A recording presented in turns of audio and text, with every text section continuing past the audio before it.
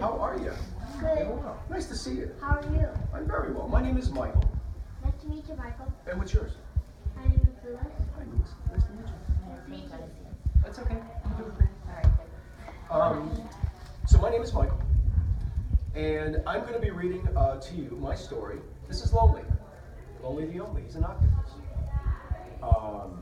So I'm just going to read to you, and if at any point you have a question, or you want to, let's say you want to stop, raise your hand, we'll stop, we'll address your question, and then we'll just keep going. This young lady has been kind enough, she's going to show you the pictures while I'm reading. Got your book? You need your book. You need your book. So, I wrote this story for you, each and every one of you. I think it's really important. And everybody in the world. And everybody in the world who gets to it, it's certainly, yes. All right, so, are we ready? All right, here we go. Ready? Everybody ready? All right.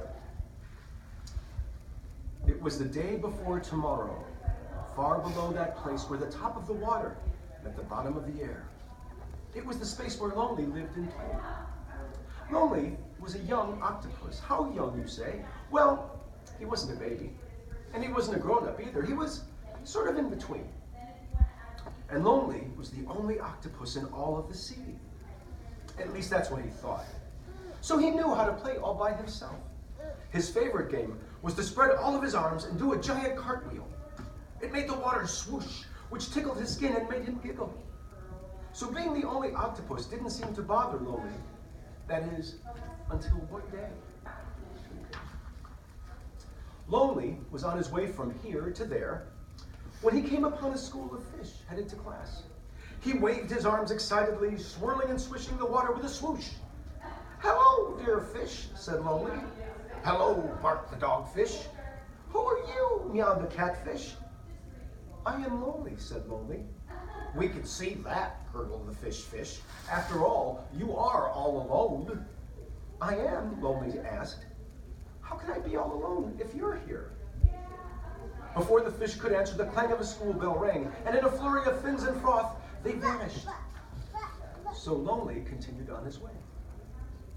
Before long, a blowfish swam by, talking to himself. "Who are you talking to, Mr. Blowfish?" Lonely wondered. "To no one. To everyone. To anyone who can hear me," said the blowfish. "Well, I can hear you. I'm Lonely," said Lonely, extending his arms to shake hands. "Lonely who?" asked the blowfish. "Just lonely," Lonely replied. "All alone," said the blowfish. "No wonder you're lonely." "I'm not lonely, Mr. Blowfish. That's just my name," Lonely exclaimed. But as soon as the words left his mouth, he felt a pain in his heart he'd never felt before. "But you just said you're lonely," said the blowfish. "I did, didn't I?" Lonely answered as his voice trailed off. "Tell me, Mr. Blowfish," said Lonely, regaining his voice. "Someone as full of wisdom as you must know where I could find others like me." Hearing Lonely's praise, the blowfish swelled with pride. And the more he swelled, the more he blew. And the more he blew, the smaller he became, until soon the pointy puffer was all puffed out. So he threw up his fins in frustration and began swimming away. "Where are you going, Mr. Blowfish?" Lonely asked. "My cousin's a sturgeon, very sharp fish," panted the blowfish. "Maybe he can answer your question." And with that, the blowfish was gone, with barely a bubble to mark his exit. Lonely carried on until he came to rest on a reef. And there he realized the blowfish was right. Lonely was lonely. He rambled off the reef, his arms drooping with the weight of his newfound loneliness. Finally, he came upon a crab trap, giving off a furious clicking sound. "Hello in there!" Lonely shouted. Instantly, a crab poked her head out, a frumpy frown fixed firmly on her face. "Can I help you?" she asked. Noticing the trap, Lonely said, "I might ask you the same, Madam Crab. How can I help you?" "Well, you might lend a hand, or 8, cracked the crab laughingly. As Lonely pulled the trap open, the crab clicked her claws excitedly until she was free. Feeling the need to introduce himself, Lonely said, "Madam Crab, I am," and she said, "Lonely." "I can see that," the crab countered. "Who told you, the blowfish?" asked Lonely. I can tell just by looking at you, the crab observed. You are definitely lonely. Well, I am lonely. I knew it, cracked the crab. But that's just who I am, said Lonely. We are who we are, quipped the crab, as the water grew silent and still. Finally, Lonely asked, do you know where I can find other octopuses? No, I do not, cracked the crab. Why so crabby all of a sudden, Madam Crab? Lonely wondered. It's my job, cracked the crab. Remember, we are who we are. With that, the crab clicked and clacked her way away. As Lonely felt an absence where the crab had been, a new wave of loneliness washed over him, leaving him a jumbled clump of furrowed worry. Just then, a fish hook dropped from above, dangling in front of Lonely's face. Wrapped around the hook was a worm, gesturing invitingly for Lonely to come closer. Psst! Hey, the worm asked slyly. You want to get caught? What do you mean? Lonely replied, unsure of what to do.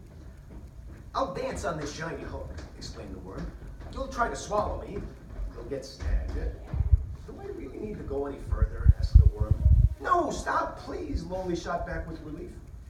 That's okay. You're not even a fish. Fishermen would probably throw you back anyway, the worm reasoned. This only made Lonely feel lonelier. Noticing Lonely's mood, the worm inched off the hook and wiggled closer to his face. Why so sad? The worm asked kindly.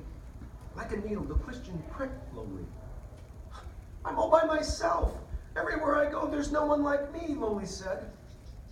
You need to find other octopuses, the worm offered. I know an electric eel, very bright. Maybe he can shed some light on the problem, the worm offered. With that, the worm whistled. Hey, Sparky, you got a second? At that moment, an eel swam up, glowing brilliantly. What's up, Hermie? The eel asked the worm. My buddy here wants to go to meet some new octopuses. Any ideas where he should go? Sparky thought for a minute, his glow fading. Then, in a flash of inspiration, he announced, he must leave the water and go to the land of the land. How would I get there, Sparky? Lonely asked. I know a pollywog who's a travel agent, Sparky said. She can help. So Sparky pulled out his shell phone and made a call. Polly, can you help a friend of mine get to the land of the land? He listened intently, then covered the receiver and asked Lonely, first class or coach?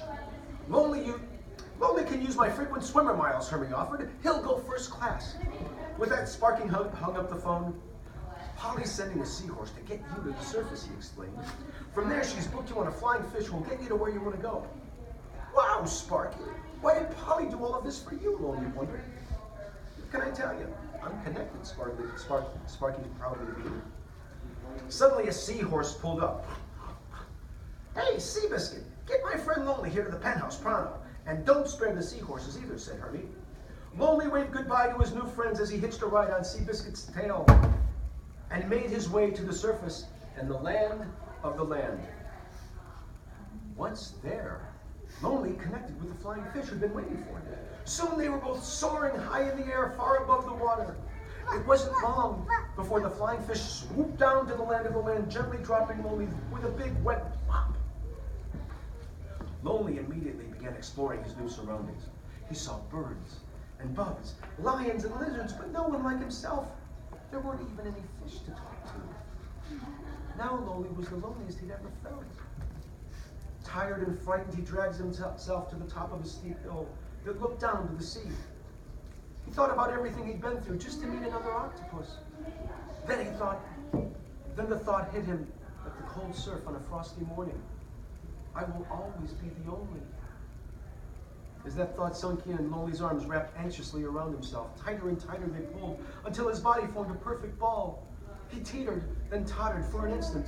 Then he began rolling down the hill, a bulbous orb of knotted nerves. Thump but a bump, until finally he came to rest where the water made peace with the shore. Feeling the beach's calm, Lonely gazed down into the water where he saw things he'd never seen before.